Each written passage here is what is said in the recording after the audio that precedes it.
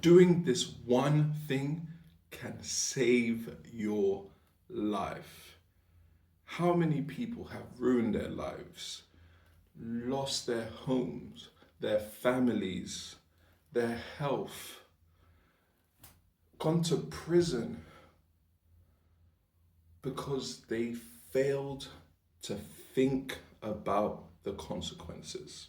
How many people do you know personally, or you've heard about, or you've had ties to, who just lost their life, or just lost everything, lost their health because they didn't think?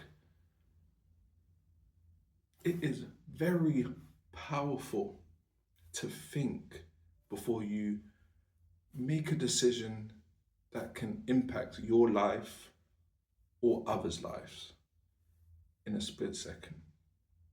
I've spoken to many people working with charities, working with prisoners, mentoring, and they always say they regret what they did. So, why didn't you think before you did what you did to get you in that position? It was passion, it was emotion.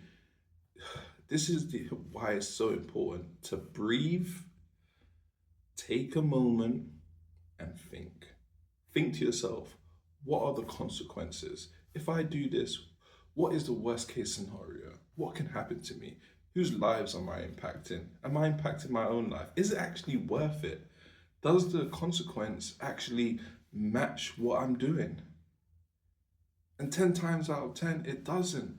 How many husbands and wives cheated on their partners, betrayed their partners because of a heat of passion? They ruin their whole life for a few minutes, an hour of pleasure, which it doesn't compare. And how many times have you heard people say, wish I didn't do that. I wish I didn't do that. Why did I do that? Think. Just think. How many people are in prison right now?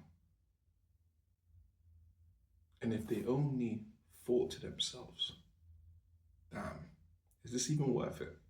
Let me actually break it down logical and do the actual maths. Is this time worth the crime? How many people are in hospital right now thinking to themselves, damn, if I only had thought long and hard, I wouldn't be in this position. I've been out with friends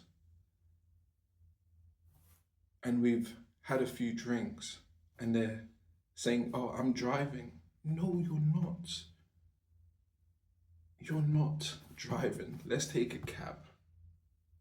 We've got the money, but you want to do something that's convenient to you, because it's inconvenience if you take a cab and then you have to take a cab back to the location to get your car.